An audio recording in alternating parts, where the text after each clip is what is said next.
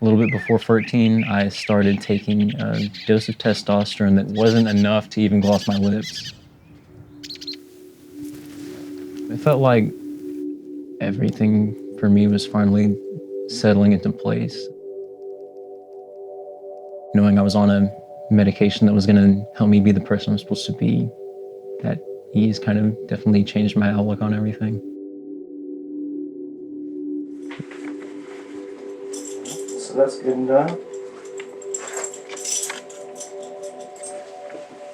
The changes that I noticed were so gradual. The hair on his legs was the first thing I saw. And how about emotionally? He is so pleased with who he is. When your child is happy, that opens a door for them to achieve. Other things have nothing to do with them being trans youth. That's not the whole of who he is. That's it's a piece of who he is. This is a self-portrait from last year. Did you use like a photograph or did you like look at yourself in the mirror for that? Mirror. Nice. So your own sitting subject. Yeah. Jeremiah Smith is a junior in high school. He's taken testosterone for the last 3 years. But now, Alabama legislators want to make his treatment illegal.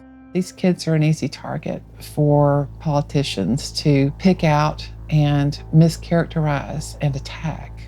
Alabama Senate Bill 10 would make it a felony for doctors to prescribe hormones or drugs that delay puberty to minors. It also outlaws gender-affirming surgery for minors, something experts say doesn't happen in the state. There's a bill to restrict transgender children from getting gender reassignment treatment moving forward. These bills are cloaked in the message of protecting the child. So far this year, lawmakers in 29 states have introduced legislation targeting trans youth. The majority of these bills would ban trans kids from participating in sports. But 17 states are also trying to make gender-affirming healthcare illegal. What are you going to do if this law takes effect? My mom and I have talked about maybe moving, or I would stay with my dad in Florida. So you'd have to leave Alabama? Yeah, and that'd probably mean I'd end up having to leave my school. It's not something that I want to do, but if it's something that I end up having to do to continue transitioning, then that's something I can make peace with.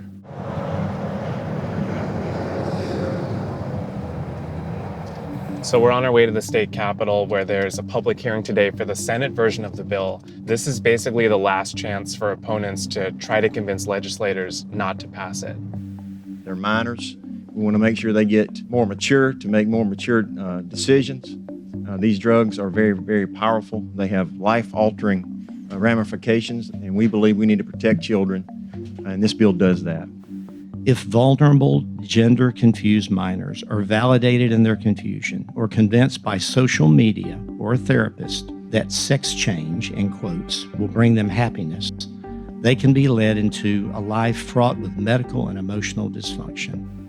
All right, next, Dr. Lidinsky. I practice in Birmingham and am part of the subspecialty gender health team. Now, here's what we do and what we don't. Genital surgery is never performed on minors in Alabama. Puberty-blocking medications are 100% reversible and can be life-saving. Now, some older teens, not 7-year-olds, merit hormonal therapy, but initiation involves lengthy informed consent, lengthy mental health oversight, and the subspecialized care provided. Folks, neither parents nor youth are making the decisions on drugs. It's a team, not children. People are looking to Alabama because if this passes here, that may be a green light to do so in other states. Dr. Marissa Lidinsky is one of the few providers in Alabama who specializes in healthcare for transgender youth.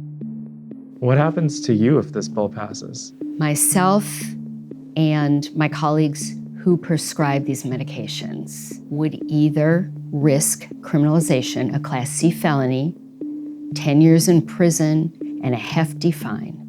More than anything, I worry about my kids. I'm worried about the message this sends to gender diverse youth and their family, that their health care is now against the law. I'm worried about what happens long term when you remove hope.